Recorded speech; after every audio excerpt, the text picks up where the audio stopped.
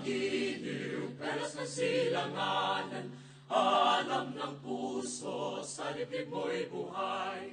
Lupang hinihang, duyan ka ng magiting, sa manlulupig, di ka pasisihin. Sa dagat at bundok, sa simoy at sa langit mong bughaw, may ilagang tula at awit sa paglayang minamahal.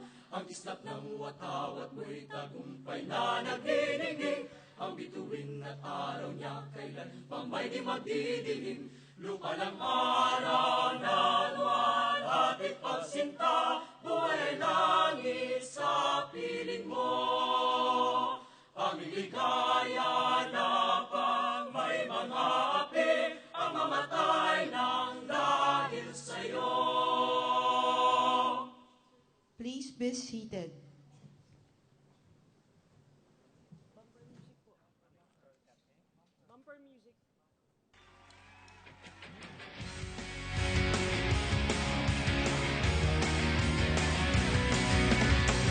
A very good morning to one and all.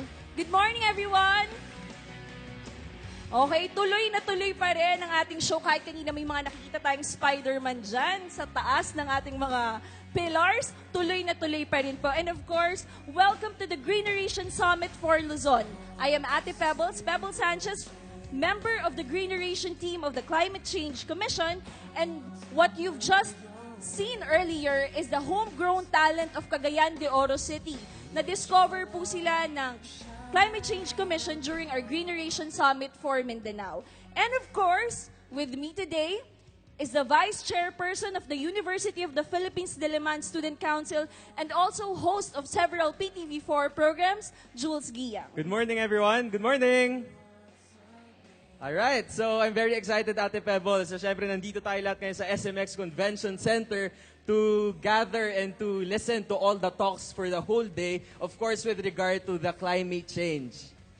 Alright, so, again, for this moment, of course, Ate Pebbles, diba, recently lang, meron naganap na calamity sa Kabisayaan. Kaya, at this moment, we will be offering 1 minute of silence for all our brothers and sisters affected by the Typhoon Yolanda.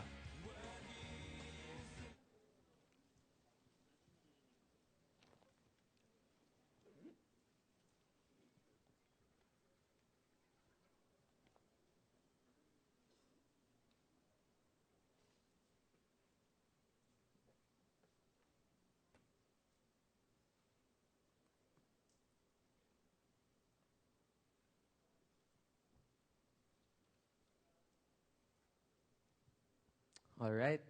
Okay, so again, isa to sa mga reasons kung bakit napakahalaga talaga na i-convene natin again itong Greeneration dahil recently nga lang naganap itong calamity na to. Siguro, Ate Pebbles, so ano ba yung matututunan natin na meron bang connection yung ginagawa ng tao pagdating sa mga malalaking calamity? You know, marami tayong matututunan ngayon because what we experienced recently is actually a wake-up call. Yes, diba, definitely. Jules? Kaya tayong makabataan na nandito ay dapat manguna at kumilos para masolusyonan ang climate change at iba pang environmental problems. Sabi nga, we should plan and we should act. But before we plan and before we act, we need to have a basis, a foundation of our plans and actions. And this summit is one of the great opportunities for us to gain that knowledge, for us to plan better, and for us to understand climate change and appreciate our roles as key agents of change. And Ate Belbos, I was informed that this Greeneration movement have already conducted in several places. Am I right? Yes. As I've mentioned earlier, we had the Greeneration Summit for Mindanao in Cagayan de Oro City. Dito tayo medyo mainit. In Cagayan de Oro City last August, we held the event at Capital University, and we also had the Greeneration Summit for Visayas and Cebu, and the Greeneration Summit was actually launched in 2012 at Manila Hotel. Alright, so nagsimula siya sa Manila in 2012, then punta sa Visayas, and then sa Mindanao, tapos ngayon bumabalik ulit sa Luzon. Oo. So ngayon, susubukan natin kung gaano ba ka-energetic ang mga delegates natin from Luzon. Are you all here, delegates from Luzon in Greeneration 2013?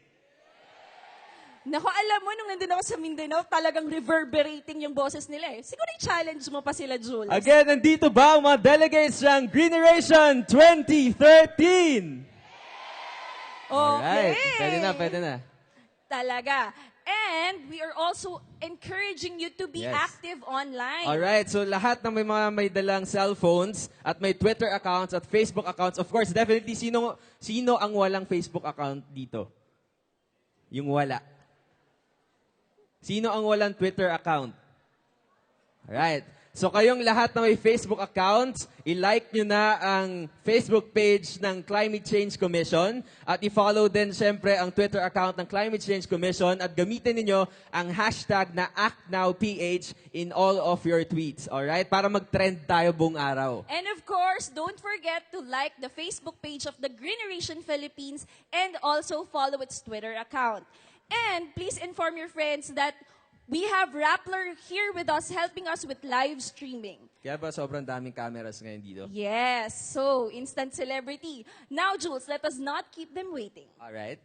Okay, so at this point, we'll be welcoming one of our, of course, a message from the head of our country, of course, a message to be read by the Secretary of the Climate Change Commission. So she will be reading the message of His Excellency Benigno S. Aquino III, of course, our President of the Republic of the Philippines. So ladies and gentlemen, let us all welcome Secretary Lucille Sering.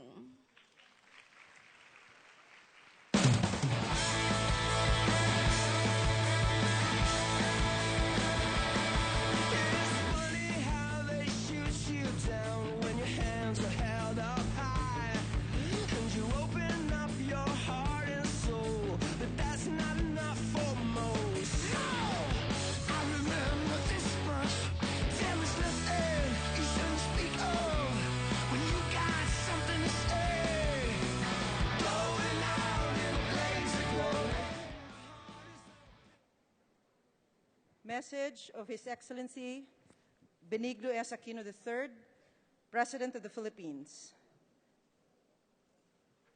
I am honored to speak on behalf of the President today. Allow me to share with you his message for this occasion. We gather at a time of great difficulty and heartbreak. All of us present are well aware of the devastation brought about by Yolanda. We know of the stories of the many who perished and of the many more displaced. Aerial photos of towns that were in the storm's path show the extent of the damage. The very social infrastructure and support systems in many affected areas need to be rebuilt as we work to sustain relief efforts and reach far-flung isolated communities. I believe this tragedy tells us that just as we must be prepared to confront and respond to natural disasters, just as we find ways to improve our systems and mechanisms of governance, if we are to truly ensure the safety and welfare of our countrymen as one nation, we must also commit our efforts to addressing the adverse impacts or effects of climate change. We cannot be trapped in a vicious cycle of preparation, devastation, and reconstruction. As I've said in the past, climate change is an unquestionable reality. I believe that it is incumbent upon us to engage everyone, especially those with the capacity to enact meaningful change at the global level, in ensuring that natural disasters of this scale are mitigated and effectively addressed. It is equally important to us, or for us, to impress the need for responsible stewardship of the environment to coming generations. This is the very principle behind our gathering today. By discussing environmental issues which have very real social consequences, with students like you, by raising the level of awareness about climate change, we enable you to be partners in safeguarding your future. Just as our administration is committed to making more Filipino students aware through school-based initiatives such as the Youth for Environment in Schools, or YES program, we are also implementing strategic activities at the national level, activities that we know will redound to the benefit of both present and future generations. In particular, in 2011, we launched the National Greening Program, the objective of which is to plant 1.5 billion trees by 2016. I am told, to date, we have planted over 330 million seedlings across the country. Also in 2011, we issued Executive Order Number 23, which creates an anti-illegal logging task force to make sure that our forests are conserved and protected, and to guarantee that the harnessing of resources is done in a responsible and acceptable manner. Add to this, determined to make sure we effectively adopt and mitigate the effects of climate change in the medium and longer term, we approved the National Climate Change Action Plan for 2011 to 2018. The objectives of these initiatives, however, can only be truly realized if students such as yourselves take part in conserving our natural resources.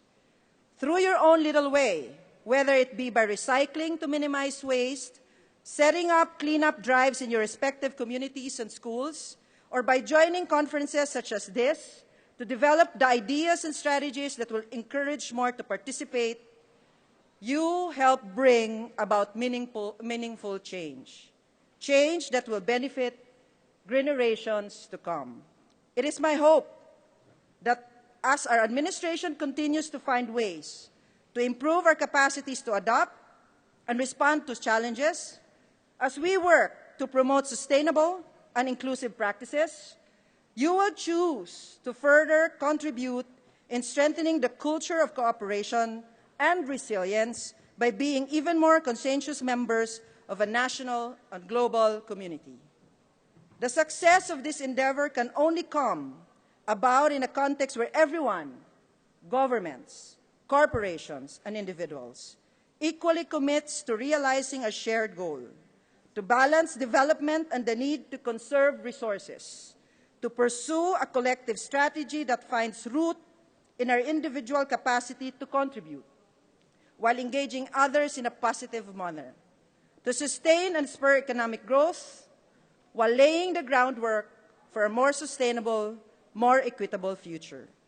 I believe that with your help, we can do so much for our environment, our nation, and the world we live in. Thank you and good day. Signed, His Excellency Benigno Simeon Aquino III. Thank you very much, Secretary Lucille Sering.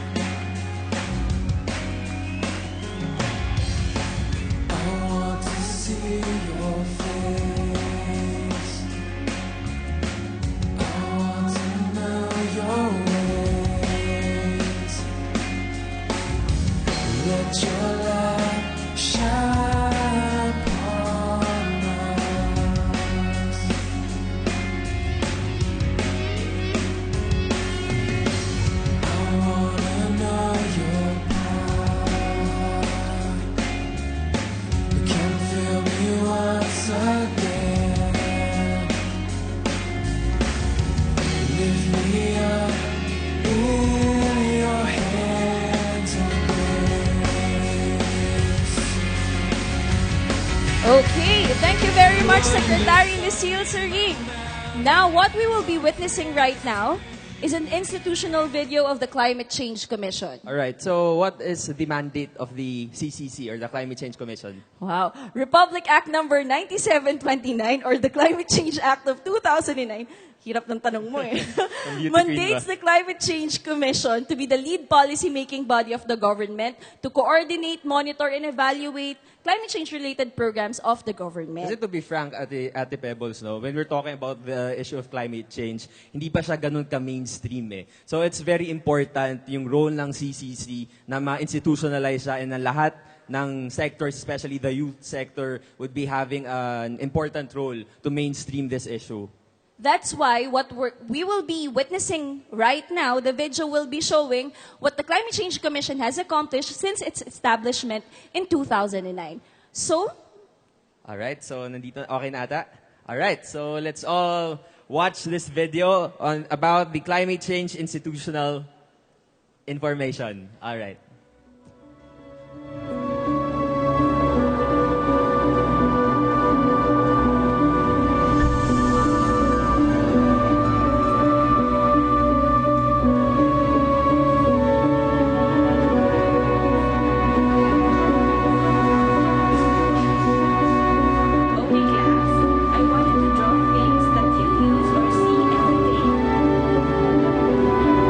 With the right quantity, the carbon dioxide and other greenhouse gases are necessary in trapping heat from the sun to keep us warm.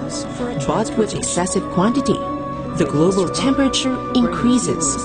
This phenomenon is called global warming.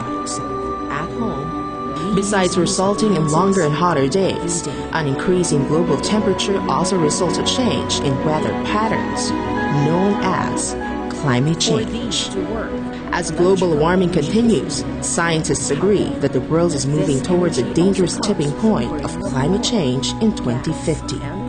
Currently, the level of greenhouse gases trapped in the atmosphere is 372 parts per million. Scientists report that if a 450 parts per million level is reached, the world would reach that tipping point.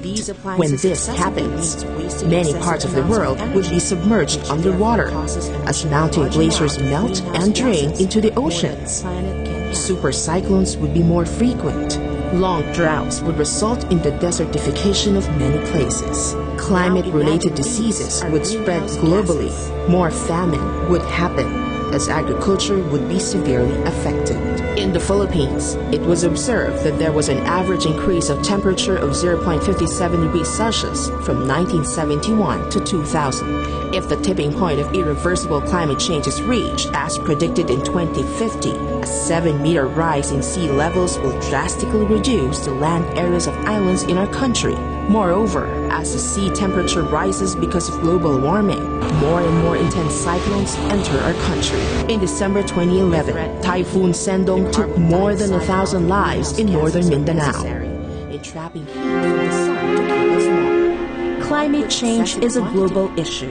Countries convened and agreed to reduce their greenhouse gas emissions. The multilateral climate negotiations are ongoing, and the Philippines, led by the Climate Change Commission, is actually an active participant, strongly advocating for developed countries to take responsibility of their historical emissions. The Philippines, as a developing country, is vulnerable to the impacts of climate change.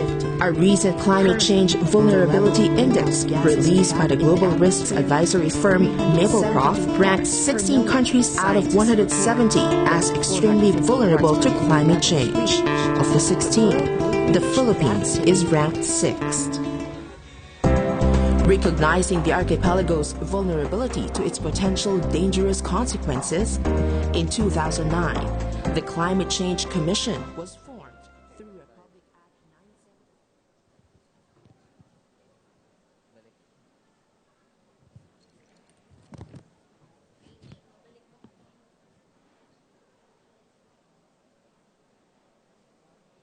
National Framework Change, or NFSCC, which was adopted in April 2010.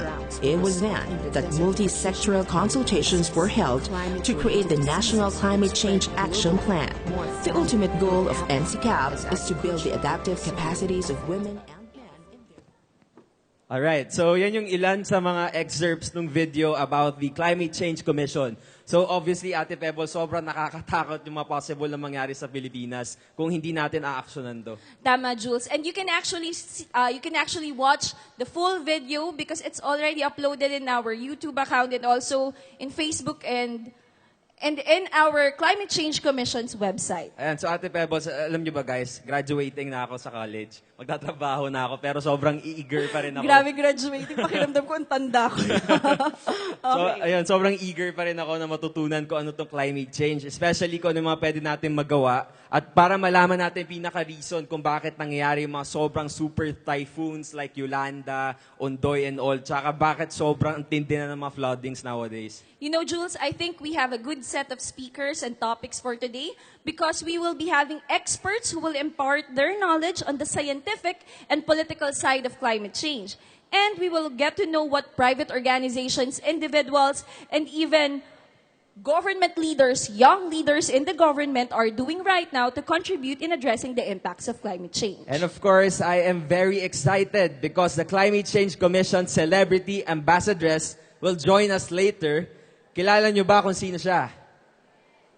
May Alright. idea ba kayo kung sino ang celebrity ambassadress namin? Alright, no less than Miss Bianca Gonzalez. Yes, she will be here later, di ba? This afternoon. So, alert tayo mamaya. And I guess everybody wants to see her and wants to have pictures taken with her, we hope.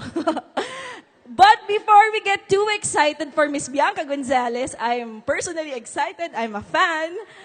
We are very honored to have with us again our Greeneration champion and the Secretary of the Climate Change Commission to explain climate change and its impacts and to share the opportunities, you heard it right, the opportunities that climate change presents. All right, so ladies and gentlemen, help me welcome again the Vice Chairperson of the Climate Change Commission, Secretary Lucille Sering.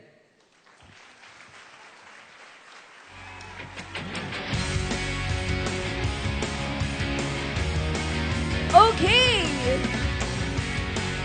While we are having some technical difficulties at the back, Okay. what you've actually witnessed earlier sa video, those are the impacts of climate change. Sabi nga mamaya ipapaliwanag pa sa atin ni Secretary Lucille Sering, pero sinasabi ng mga scientists ngayon that there are several manifestations na daw of climate change. Sabi nila, we're seeing the rise in sea level.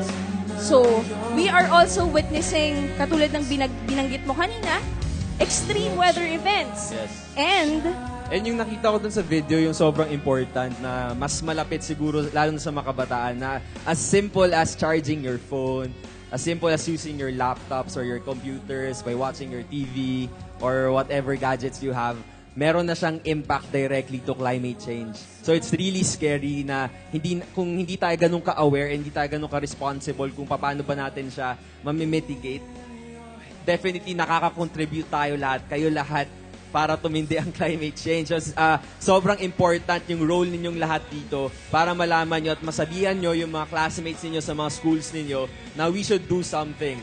Because of course, gaya nga na sinasabi ko sa UP, kasi recently we launched a campaign on climate justice and all student councils in the University of the Philippines, Diliman, agreed that we should fight against climate change and we should push for climate justice. So definitely, tayong lahat nagko-contribute tayo sa climate change. So we should also act on it. yes, and are you also planning to invite other schools to join your movement, Jules? Well, of course, last week kasi, di ba naganap yung Conference of Parties 19 in Warsaw, Poland. Before I invite them, what is COP19? Para lang alam nila. The Conference of Parties is actually the international gathering of different members of the United Nations Framework Convention on Climate Change. There, we debate, we negotiate actually that the developed countries, mamaya ipapaliwanag pa ito ni Secretary, should be able to pay for whatever damages that developing countries are already experiencing right now.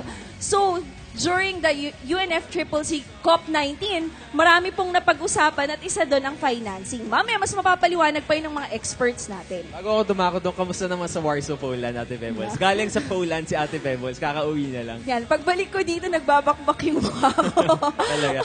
Oo. Hindi agad nakapag-adapt doon sa kakaibang Hindi, weather. sobrang init. Pagdating doon, sobrang lamig. Pero the experience and at the same time, you know, seeing different countries looking at the political side of climate change is really a cross-cutting issue. Alright, so, gaya nga nung sinabi ko kanina, no, sinabi mo, Ate Pebbles, na i-invite din yung ibang university. Sino ba yung mga high school students dito? Raise your hands, high school High students. school students? Alright, my fellow college students. Yan, mas marami. Okay, my fellow graduate students. Ay, onti lang. Wala. Alright, so last week, we initiated this campaign on climate justice. So, as part of the student movement, sino ba yung mga part na student councils dito? Meron ba? Or different organization? Alright.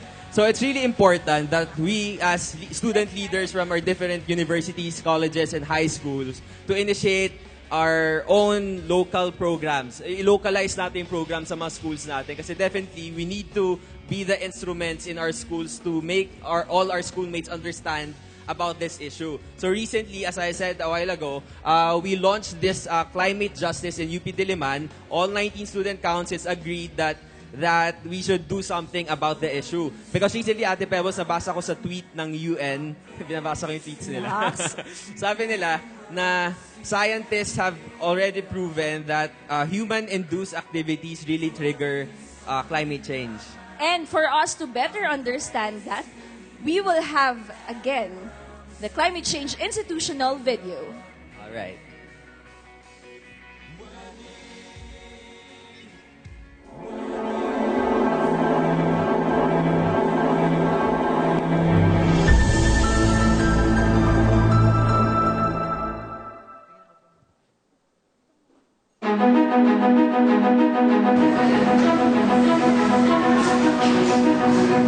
Okay, class, I want you to draw things that you use or see every day.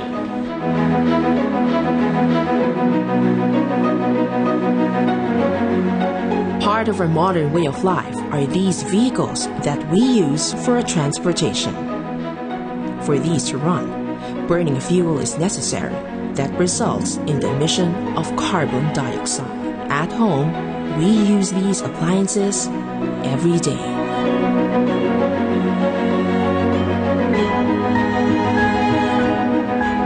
For these to work, electrical energy is needed.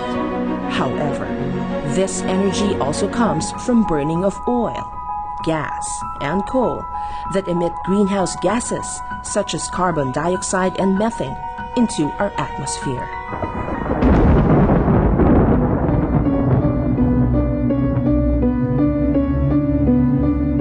Using these appliances excessively means wasting excessive amounts of energy, which therefore causes emission of large amount of greenhouse gases, more than our planet can handle.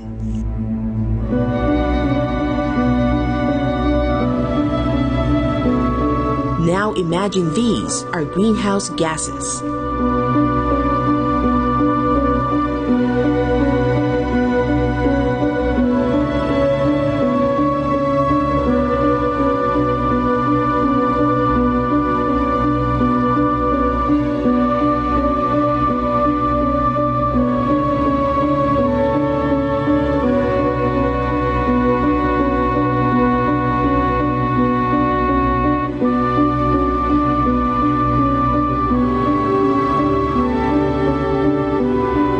With the right quantity, the carbon dioxide and other greenhouse gases are necessary in trapping heat from the sun to keep us warm.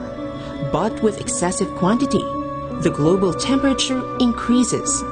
This phenomenon is called global warming. Besides resulting in longer and hotter days, an increase in global temperature also results in a change in weather patterns, known as climate change. As global warming continues, scientists agree that the world is moving towards a dangerous tipping point of climate change in 2050.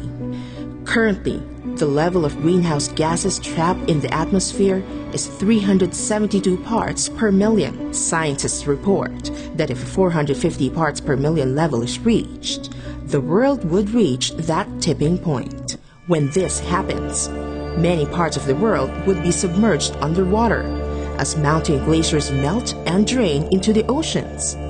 Super cyclones would be more frequent. Long droughts would result in the desertification of many places. Climate-related diseases would spread globally. More famine would happen, as agriculture would be severely affected. In the Philippines, it was observed that there was an average increase of temperature of 0.57 degrees Celsius from 1971 to 2000. If the tipping point of irreversible climate change is reached, as predicted in 2050, a 7-meter rise in sea levels will drastically reduce the land areas of islands in our country. Moreover, as the sea temperature rises because of global warming, more and more intense cyclones enter our country. In December 2011, Typhoon Sendong took more than 1,000 lives in northern Mindanao.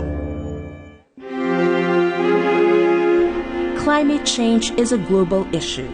Countries convened and agreed to reduce their greenhouse gas emissions. The multilateral climate negotiations are ongoing, and the Philippines, led by the Climate Change Commission, is actually an active participant, strongly advocating for developed countries to take responsibility of their historical emissions.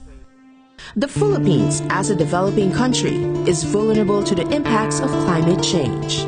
A recent Climate Change Vulnerability Index released by the global risks advisory firm Maplecroft ranked 16 countries out of 170 as extremely vulnerable to climate change.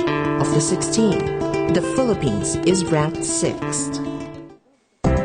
Recognizing the archipelago's vulnerability to its potential dangerous consequences, in 2009, the Climate Change Commission was formed through Republic Act 9729, whose main function is to coordinate, monitor, and evaluate the government's programs to prevent and reduce the adverse impacts of climate change in the country.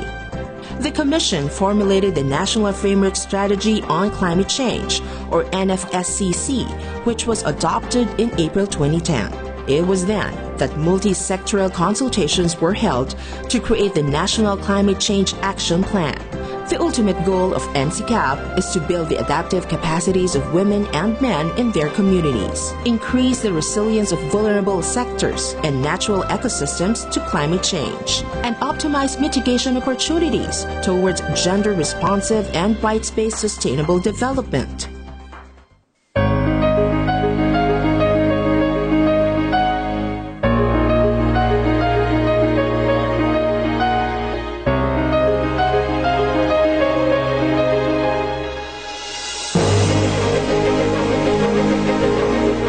The country's food security can be greatly affected by climate change. Thus, there is a need to study the vulnerability of the food production sector and to create strategic actions to enhance climate change resilience of agriculture and fisheries. Noong 1980s, maganda po yung nagiging namin dito. Dahil yung panahon yon, talagang maganda. Yung tag-ulan, talagang tag-ulan. Yung tag-araw, tag-araw. Pero po habang tumatagal, nagbabago na yung klima, yung panahon. Kaya umuunti na yung ani namin dito. Ibagyo ang karon kaniadto ang kuan klima.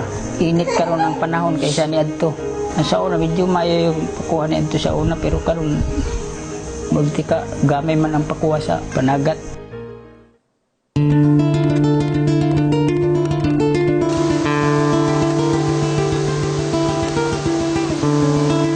Because climate change can also affect water supply, there is a need for a comprehensive review and subsequent restructuring of the entire water sector governance, considering the effect of climate change. It is also important to assess the resilience of major water resources and infrastructures, manage supply and demand, manage water quality, and promote conservation. Talagang bumaba talaga yung tubig niya. Talagang maliit na lang ang tubig niya. Ganon siya bilis bumaba kapag hindi umuulan.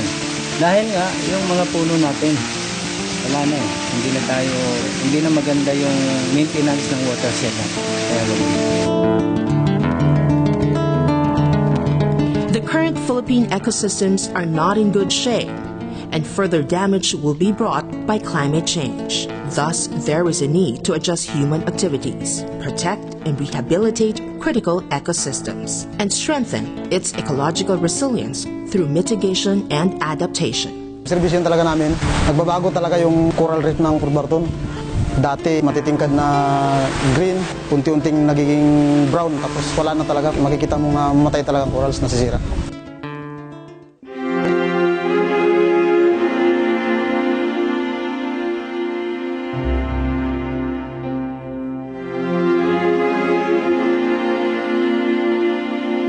The recent tragedies brought by climate change should be a wake-up call to everybody. National and local government agencies should create strategic actions that give importance to coordinated efforts on disaster risk reduction and climate change adaptation to minimize the threats to human security.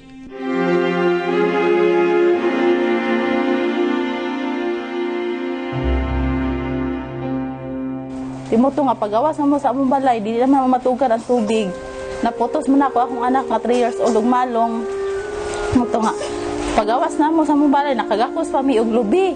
Ako wala na ko kabalo kung asa na akong mama, akong papa ug maigsuon. Kabulaag naman mi.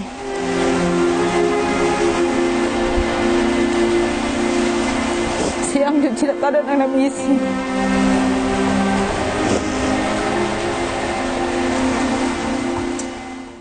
There is also a need to promote climate-smart industries or business sectors that provide products and services that utilize resources more efficiently, provide renewable sources of energy, lower greenhouse gas emissions, create green jobs, and promote lifestyles of health and sustainability to minimize environmental impact. Because the issue of climate change is mainly brought by human activities that use energy, there is a fervent need to promote utilization and development of sustainable and renewable energy, promote environmentally sustainable transport, and climate proofing and rehabilitation of energy systems infrastructures. Climate change is a complex issue. It is important to have enough knowledge and holistic understanding of its causes and impacts, especially at the local and sectoral levels, and to have appropriate capacity to address the issue of climate change.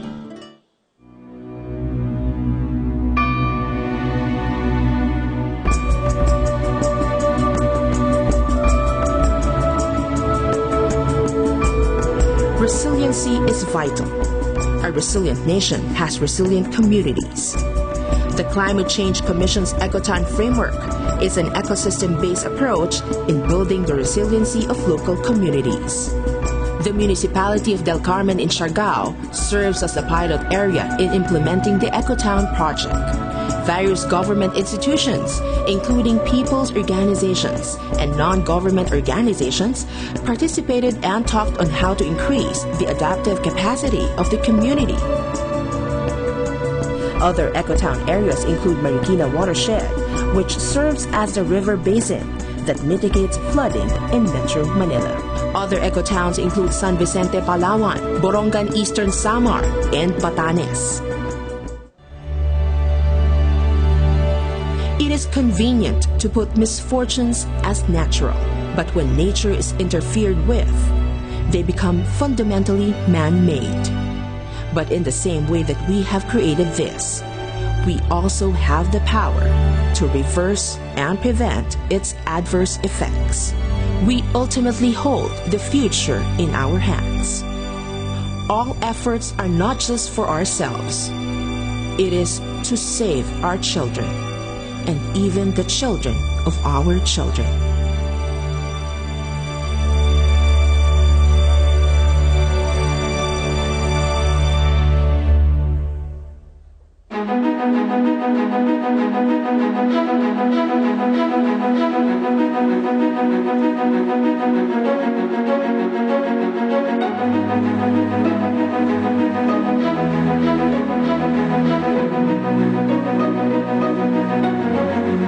Again, ladies and gentlemen, let us all welcome back on stage the Vice Chairperson of the Climate Change Commission, Secretary Lucille Sering. Hello!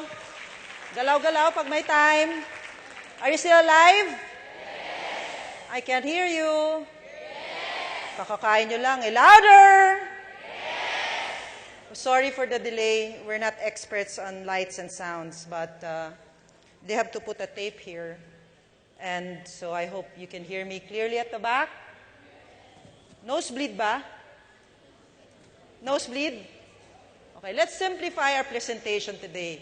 The reason why you're all here is that we need you. That's just it. We in government cannot do everything by ourselves. We need you, and everybody here to help us spread the word. I don't know if somebody was even, I saw people mingling out the back. Did you actually look at it or you just went to Kokoy? Who went straight to Kokoy? No one knows Kokoy. And later we will introduce him. Did you see someone welcome you also outside? Sino mas payat? Siya ako? Sige na nga.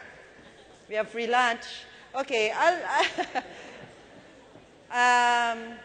now let me present something today and try to let it, put it in the most simpler term that we can possibly think of. But we have experts here today who you can ask questions so that you can, mas maiintindihan natin lahat to. So let me now get your attention here. Although the spotlight is on me, just listen to my voice. It's not kokak, but it is okay na rin. So let me start with my slide. And thank you, USAID, for helping me with preparing this slide. So now you know that there's a Climate Change Commission. Sino may alam sa inyo bago kayo dumating na may Climate Change Commission? Raise your hand. Not a lot of people. Who among you here are like the first time to attend a Greeneration Summit? Good. It means, except other people who were here the last time. So what I want to show you today is really the opportunity of climate change. Climate change is not about disaster. It becomes one if you don't do anything about it. What we wanted to share to you today is that ang nangyayari sa atin, nakita natin ng mga nakaraang linggo, mga tanong ninyo, pwede kayang iwasan pa itong mga ganitong sakuna? Gusto namin na pag-awin nyo, when you go home, you'd say, pwede naman pala, but do not quote me. Hindi sabi ni Secretary Sring, kundi yun na natutunan nyo ngayon dito sa Greeneration.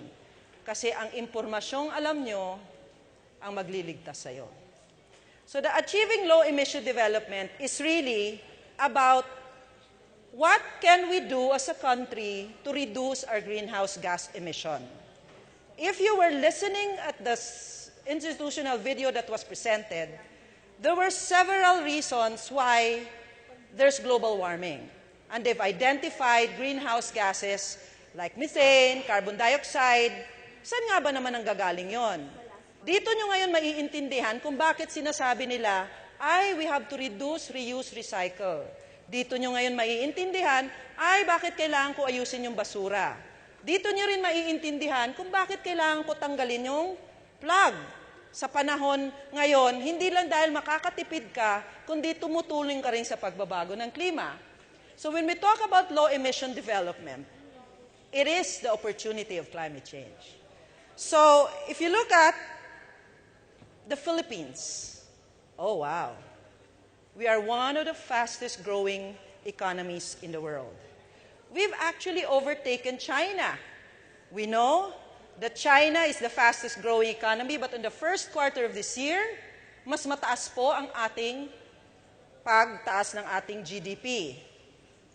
When we talk about growing the economy, people here, we're wondering, bakit parang pakiramdam natin, marami pa ring mahihirap sa mundo, sa Pilipinas, kung tumataas ang ekonomiya ng bansa. Sinasabi naman nila na kaya tayo tumataas ng ating ekonomiya dahil marami na daw tayong pumapasok na industriya and that our manufacturing sector have also improved. But at the same time, we also know that there's an increase of jobs because of call centers, and then overseas remittance workers. Ang ating po mga kapatid, ang ating mga hero na patuloy po na nagsisilbi sa Pilipinas sa pamamagitan ng pagpapadala ng kanilang pera. Pero kung titingnan nyo, sa inyo dito, anong kursong kinukuha nyo? Pwede ba kayo sa manufacturing? Pwede ba kayo sa industrial sector? Pwede ba kayo sa call center? Yun ba yung kurso nyo? Kung in economics ka ba, call center ka na automatically. What we wanted here is this. If you're taking an economics major, then you should be taking something related to economics. If you're taking something like education, then you should be teaching. But we also have call center. It's beginning to be the first option. But what we don't know is that climate change with the green growth has more opportunities for a country, especially now that the world is moving towards a clean and green economy. So, kung mayaman naman pala, anong kulang? mayaman nga tayo pero ito ang problema. Ang Pilipinas is also one of the vulnerable countries. When you're doing business, your location is what will define you. Kung nasa kanto ka at unang bukana, good location. Pag nasa likod ka, kahit maganda tinda mo, kung hindi ka naman nakikita, bad location. The Philippines is, I don't know, the experts will tell me, are we in a bad location? We are vulnerable because we are located at the Pacific Ring of Fire where most of the typhoon cooks on the eastern seaboard. So the eastern seaboard is on that side. Diyan po ang Tacloban, diyan po ang bayan ko, Surigao City, Surigao del Norte, na tinamaan din naman ng Yolanda under signal number 3. At ayon sa top 10 poorest provinces, almost 4 or 5 out of the top 10 are actually located in the eastern seaboard. So what we're saying here is this. Did we try looking at weather as a potential cause of why we're poor? Or we were not harnessing most of the natural resources in the eastern seaboard? Or maybe there's just too many people living on that side that we're putting them in harm's way. Who among you here are actually from the province? Eastern seaboard. 1. What area? Aurora. Sanay sa Bagyo. Anybody else? Ako po, hindi ako scientist. Pero laki po ng respeto ko sa mga scientist kasi ang tatalino ho nila, pero underappreciated po sila. Kaya tayo nandito dahil ayaw natin silang pumunta kahit saan. Ipagdadabot po dapat natin ang ating mga scientist kasi sa tingin ko, dapat natin silang kinukonsulta, lalo na sa mga pagbabago ng klima. Ako po'y abogado. Kaya daw ako nag-abogado, mahina ako sa math. Agree? Any lawyers around in the room? But anyway, so the reason why we're vulnerable is that our location, kung saan namumuo, we have the, sabi nga nila, we are a mecca of all disasters. The only thing we don't have what? Winter storm. Okay? That's the only thing we don't have in the Philippines. But you see, even if we're vulnerable, we're also resilient in a way. Saan ka nakakakita na pagkatapos bagyuhin at umiyak, makakain lang, makainom ng soft drinks, o di kaya Red Bull, ngingiti na. We heard stories of resiliency in Tacloban. I heard one story I like the most is yung magkaaway na pinsan dahil nag-away sa isang babae. Nag-away sila sa isang babae, nagkakita sila sa isang lugar ng puno, wala silang choice kundi mag-usap, naglabas ng sama ng loob, tapos naging magkaibigan na. Nakakita sila ngayon ng isang ref. Pagkapa nila sa paa, yehe, red horse. Sa kaba nila, sabi nila, ito na siguro ang pagkakato. Sa kalagitnaan ng Yolanda, uminom. Nawala ang takot, nagtawanan. Sa langit, wala ng beer. I don't see any people who can actually find humor in a situation like that. What stopped that merrymaking was when one child dumaan sa lugar nila, nadala ng agos. They tried everything to hold to that kid, nawala. They don't know if he survived or not. Tumigil ang inuman, pero magkabati pa na naman yung magpinsan na nagkabati. So these stories of resilience, here's just one of those that we've heard.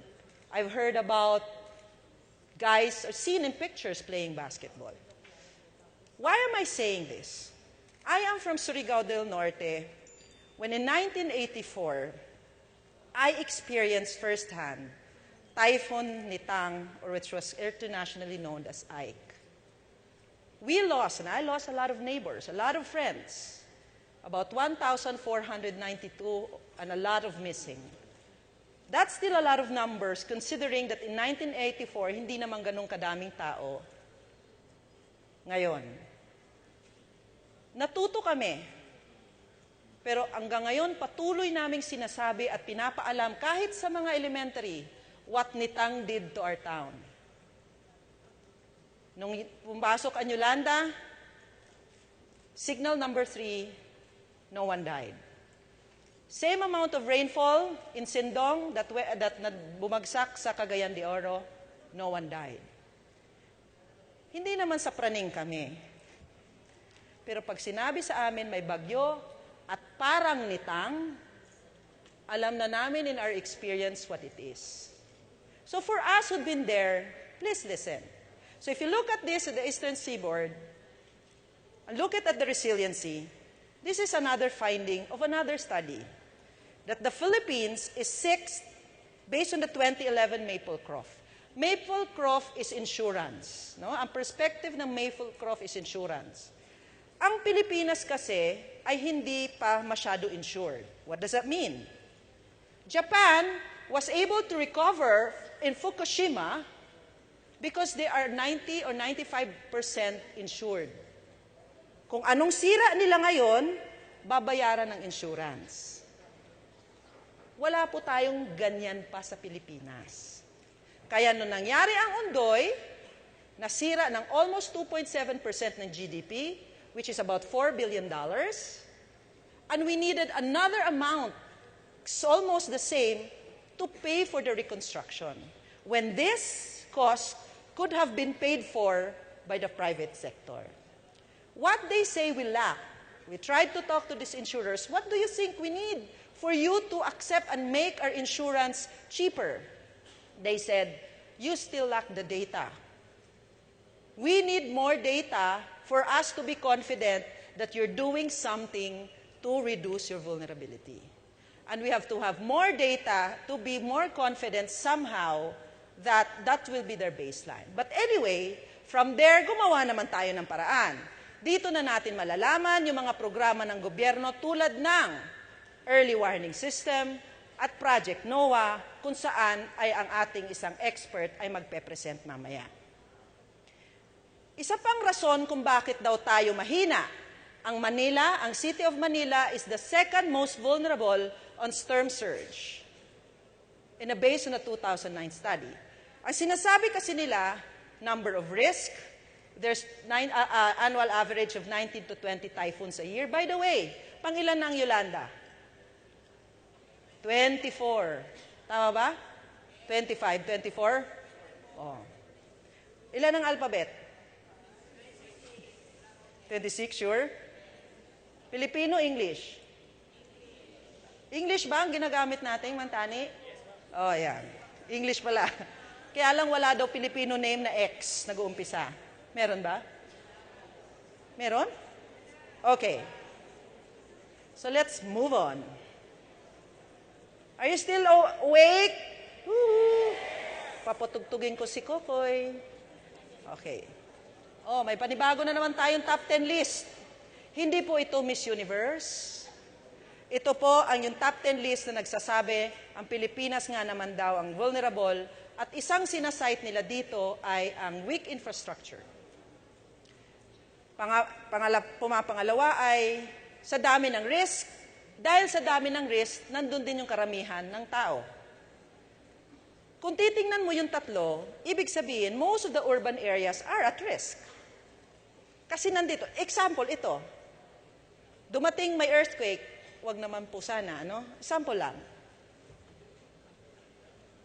Kung bumagsak, chances are may magsasaktan. Pero kung wala ka dito, walang masasaktan. Sa atin, ang importante pa rin ay ang buhay ng tao.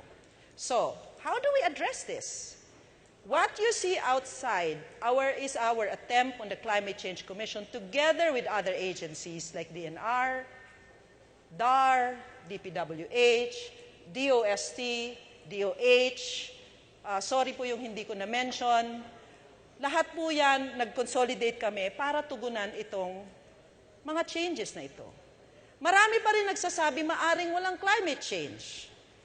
Pero Pero para sa perspective natin, yung mga bagyong tulad ng Yolanda ay hindi nakakayanin sa kasalukuyang infrastruktura.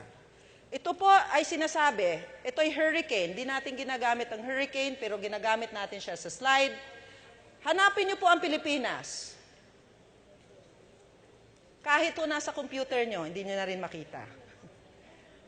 In short, the best way to address a problem is to accept that it can happen. Hindi na ho pwede tayong mag-deny-deny. Science is there to provide certainty of this phenomenon. But in a perspective of the layman person like us, na kasing lakas ng hagupit ng Yolanda, we have to be able to prepare ourselves with that. Before, during, and after.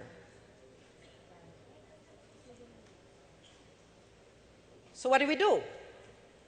Let's look at the opportunity, knowing that this is our vulnerability. These are the greenhouse gases sources in the Philippines. Energy, 50%. Waste, the green one, agriculture, and then the last one is the industry. Sorry, it was fast. What we're saying here, we are now giving out inventory because of the United Nations Framework Convention on Climate Change.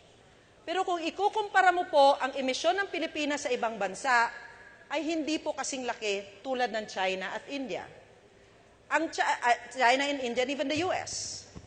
China, because their economy is growing, has faster emission even than the United States. But the Philippines is nowhere there. But nonetheless, kasi nga tumataas ang ekonomiya natin, we wanna be proactive in knowing what are the alternatives on the current fossil fuel that we have. We need to be able to know kailan ba pwedeng palitan. Kaya po nandyan yung solar, nandyan yung wind, nandyan yung ocean energy. Those are opportunities of climate. Alam natin na hindi pa tayo pwedeng mag-change ng ganun-ganun na lang. Kasi, sabi nila, cost. Pangalawa, yung infrastructure na meron tayo ngayon ay nandun pa sa dati o nakaraang teknolohiya. So what are we looking at? Who is this guy? Pine trees, buildings, windmill, solar. Oh, that should be a mini dam. We have so much potential in your renewable energy na sayang kung hindi gamitin. Have you heard of Pagugpod? It's now a tourist attraction. I like your yes. Say it again. Yes. Effective ang C2, yung plastic po, pakitapon na maayos, okay? We have solar. We have already 1 megawatt solar powered where? Cagayan de Oro. We are second in terms of potential to geothermal next to the United States in the world. We have one of the highest potential of solar simply because we're a tropical country. In Siargao, where there's a lot of waves and surfing, it's an indication of a potential of ocean energy. We have so much waste that it can now be turned to energy. Have you heard of Payapa? Did somebody shoot me? So guys, hindi ko na yata kayo mapapatawad nito. What is this? Should I go down? Where are my security?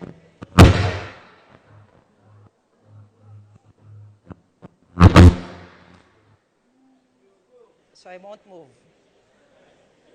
These are the opportunities of climate. It's so warm.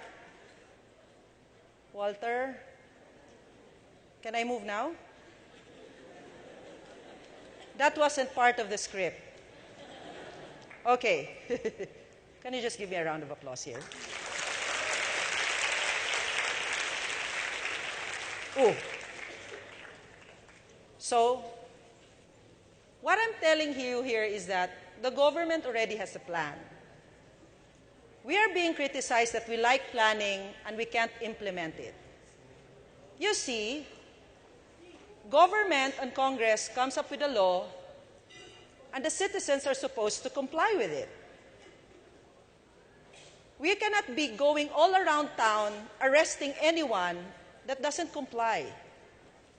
Because compliance of the law excuses no one. Ignorance of the law excuses no one for compliance therewith. We need you to be proactive in knowing what these laws are. We already have the National Climate Change Action Plan. We already have the Disaster Risk Management Plan. Did you know that if your mayor commits any of those acts under the Disaster Risk Management Act, they can be perpetually disqualified from office? And you, an ordinary citizen, can use that law to make sure that your local government complies. Anyone who misuses relief goods is a criminal act. You should know that. Third, if a local government is already informed of their vulnerabilities and already have all these tools that says that you're vulnerable and refuse to put it in their plan, they can be penalized under the Disaster Risk Management Act. How many of you know that? Do you think that's useful information? So when we have the strategy on climate change, but at the same time, you know po, tulungan din natin ang local government because they need all the help they can get. A 4th, 5th, 6th class municipality might not have the capacity to hire very good experts. They need support in that sense. And they need even science students. How many of you here are science students? Not a lot. So that's why, but that was intentional. Because when we try to integrate climate change in the curriculum, it is automatically placed in the science subject. But not all students take science. So that's why all forums like this are really intended to be given to students that are not taking science subjects.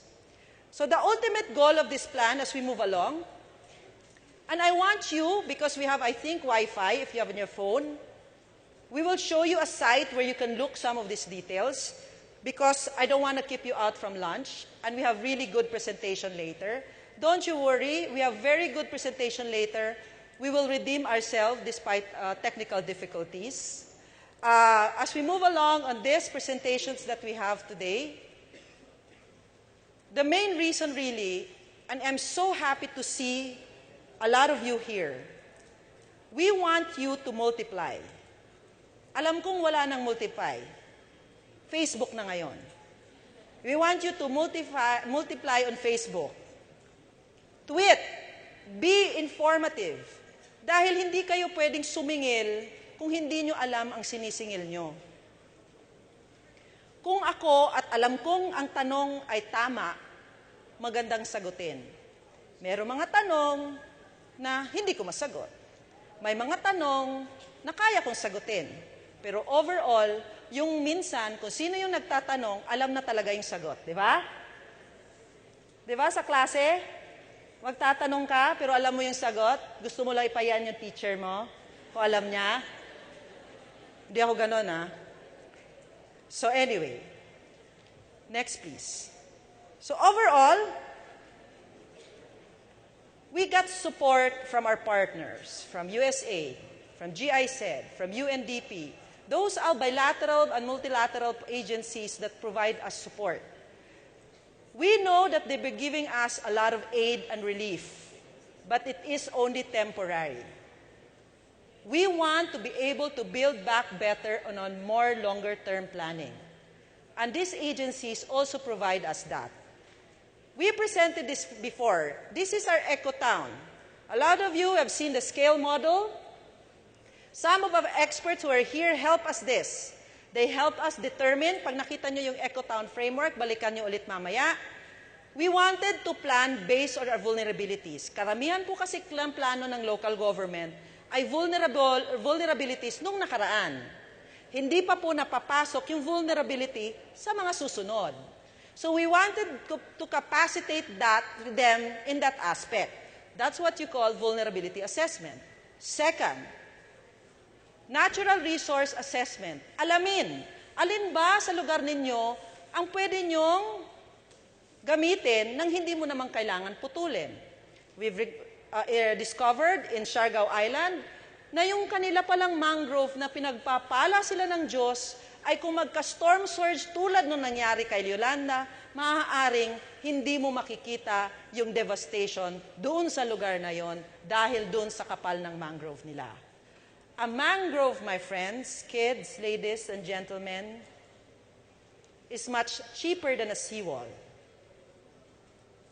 It's a good barrier to tsunami. And one of our experts, Dr. Adel Lasco, did a study on that and can attest that it's true. Right, Dr. Adel? Or you want to dispute me? I will give in to you. Then human resources. We have all the laws in place.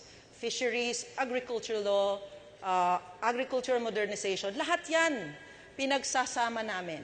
Pinapakita namin na kung mag-uusap-usap naman pala, kaya naman pala solusyonan yung ridge to reef. Ibig sabihin, ang ahensya po kasi in charge ng bukid ay Department of Environment and Natural Resources. Ang ahensyang in charge ng agriculture na nasa baba ay Department of Agriculture. Ang in charge ng flood control ay Department of Public Works. Ang in charge po ng mangrove protection ay DNR. They're in charge of protection, pero sinong in charge ng pangingisda? Department of Agriculture. So isipin mo kung itong ahensya hindi mag-usap-usap. Dito natin pinakita yung convergence sa isang mas holistic approach sa isang isla. Ng Department of Energy, na-realize nila na dahil dun sa study na yon, itong lugar na to, napakamahal ng kuryente. Na-realize nila na based on the assessment, they can have wind power, they can even have waste to energy, they can now be self-sufficient in power without buying expensive fossil fuel because they are an island. Don't you worry, I'm almost done. It's so hot here, I want to go down as well. So all of this are just an information, not just an information, but we really wanted you to know what they are this because pwede nyo kasi kaming singilin. Pwede nyo sabihin, oh, Mr. Mayor, Mr. Governor, meron naman pala na tayong ganito. But these are the things I want you to look at, my friends. There's a need for climate change adaptation to be mainstream with disaster risk reduction. We don't want to go on in this forum without us talking about the way we prepared on Yolanda. We were prepared for signal number 1, number 2, number 3, but we were not prepared on Yolanda. Is it somebody else's fault? I don't want to answer. You see, the role of the government in this are two-pronged. It's the local government who provides the financial response. Pag-asa, na masyado na nating criticize before, is a technical science agency who will get the science. They will not tell you where it's exactly gonna hit on what street. They will hand it to your local disaster risk, and it will be then who will determine kung saan posible tatama. The national agency provides more of the science, but it is the local government who goes there and know where they're actually located. So all of this, the local government has been overwhelmed, but even before that, we have to understand that bago pa mag-Yolanda, meron pa tayong earthquake, meron pa tayong Santi, may habagat pa. So our resources are stretched, but it's not an excuse not to do something. We have a lot of things we learned on Yolanda, and that is why we're all here. These are the 4-step method of disaster risk assessment. Tingnan nyo to, kids. Dugo-ilong lang, pero simple lang naman siyang intindihin. We are doing this step by step. Dito mo aalamin kung saan ka makakatulong. Dito mo, later we will be launching a contest for you to know how to help your community.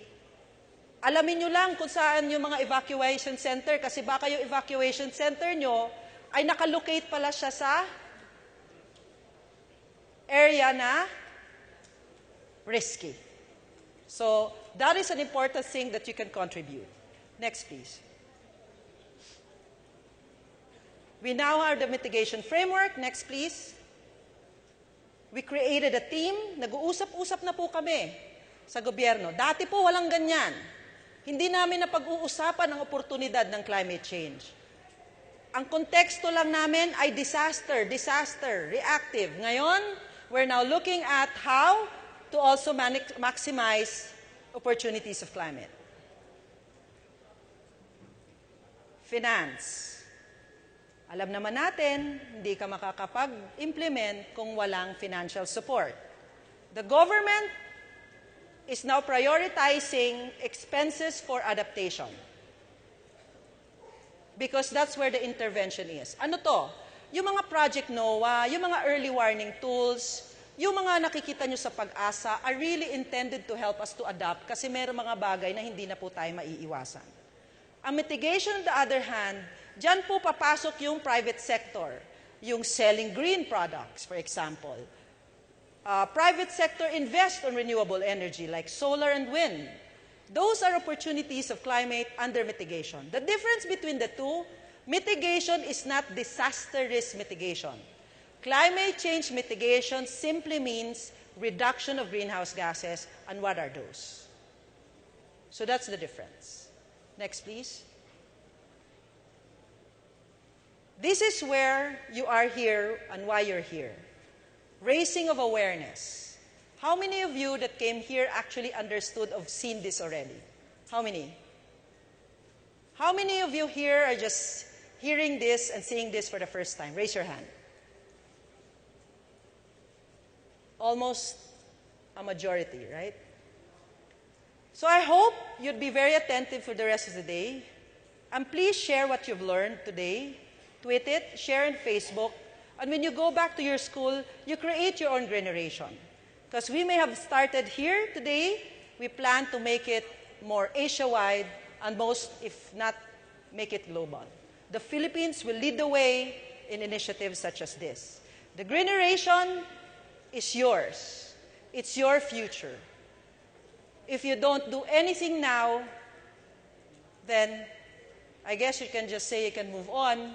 But the main reason or the fact that you're here listening to me, even if it's taking so long, and all these technical difficulties we've gone through, is that you've already contributed to the solution. As I've said, what you know will help you. So dito sa Greeneration, lalo na dito sa ating mga kabataang barangay, meron ba?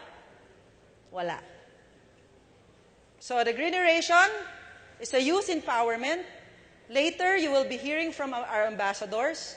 Kung ano yung pinag-sasabi ko, malalaman nyo kung paano nila ina-apply sa mga gawain nila. So, we are now, the Climate Change Consciousness Week. Tomorrow will be local governments. Mga mayors po, governors ang pupunta dito, sila naman ang uupo, at iba naman po ang pag-uusapan natin dito. On the third day will be the private sector. And on Friday, we have the Paint It Light campaign. It's a campaign. Did you know na ang pinakapangit na kulay ng bubong ay green? Kasi pag dark-colored ang iyong bubong, mas mainit sa loob ng bahay. So the Paint It Light campaign is a campaign to say, sabihin mo sa nanay mo, nanay, mas maganda pala kung hindi mo rin lang kami e-airconan, gawin mo ng light-colored yung ating roof.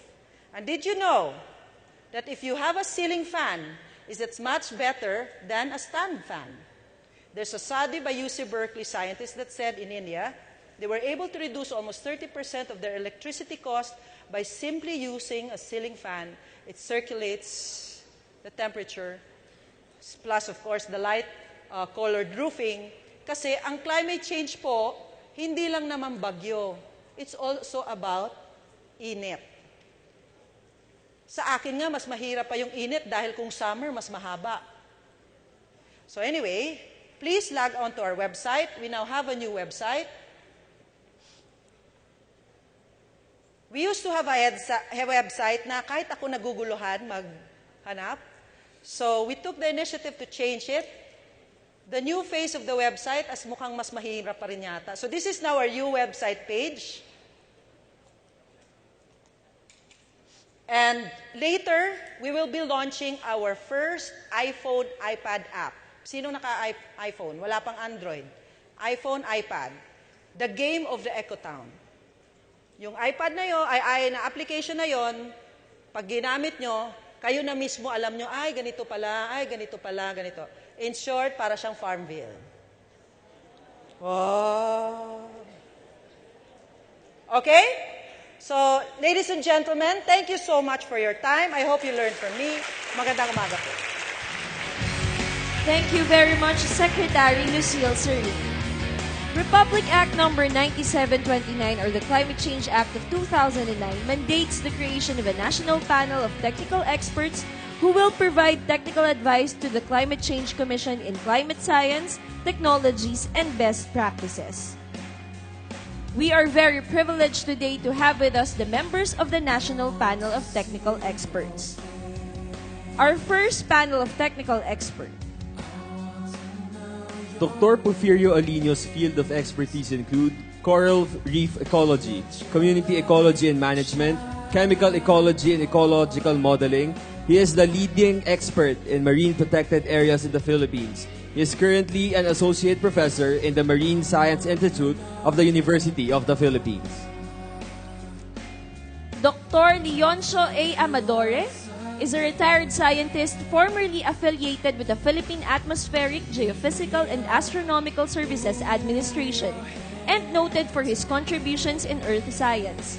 The Amadore method and all the published articles of Dr. Amadore significantly contributed to the advancement of atmospheric science and hydrometeorology in the country. Our next technical expert, Leandro Buendia, is currently the project coordinator of the US EPA UNFCCC project, Regional Capacity Building Project for Sustainable National Greenhouse Gas Inventory Management Systems in Southeast Asia. He is the team leader of Agriculture Sector GHG Inventory Team for the Philippines' second national communication to UNFCCC.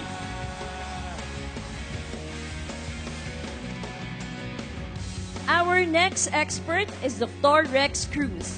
He is the Chancellor of the University of the Philippines, Los Baños. He holds a bachelor's and a master's degree in forestry from the University of the Philippines. He then acquired his PhD in watershed management from the University of Arizona. His field of expertise includes forestry and watershed management, and he is a member of the Intergovernmental Panel on Climate Change, the 2007 co-winner of the Nobel Peace Prize. Our next expert is Dr. Carlos Primo David.